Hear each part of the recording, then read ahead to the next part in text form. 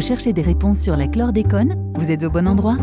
Ce web documentaire de 10 chapitres vous propose un état des lieux des recherches menées sur la pollution à la chlordécone et de l'accompagnement des professionnels et des autoconsommateurs pour réduire l'exposition de la population à la chlordécone. Ce que nous savons, à partir d'un certain seuil de chlordécone dans le sol, la molécule contamine certaines cultures alimentaires sensibles. Environ 7000 hectares, soit à ce jour 30% des sols cultivés et 6% du territoire martiniquais, ne sont pas adaptés à la production des végétaux les plus sensibles.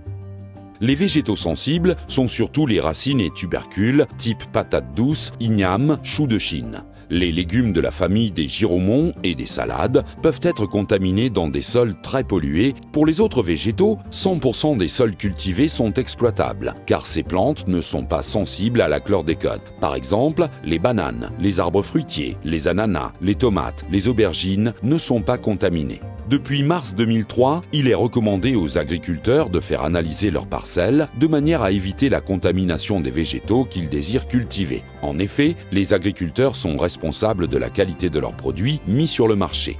Dans le cadre de ce dispositif de prévention, chaque agriculteur bénéficie d'analyses de sol gratuites avant plantation afin d'adapter son plan de culture. Il bénéficie pour cela d'un accompagnement des instances publiques, instituts de recherche, chambres d'agriculture, instituts techniques et administration.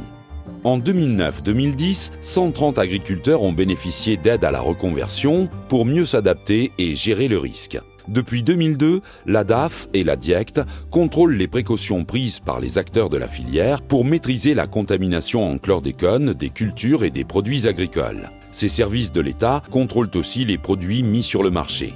Bonne nouvelle, les efforts des agriculteurs pour adapter leur système de culture ont été efficaces. Les fruits et légumes sensibles sont, pour la plupart, cultivés sur des terres vierges de toute contamination et les résultats de ces contrôles attestent d'un taux de conformité aux normes proche de 100%. Conseil: l'analyse de sol reste le point de départ de la maîtrise de la contamination. Pensez à faire analyser votre sol si vous cultivez vos végétaux de manière amateur ou professionnelle.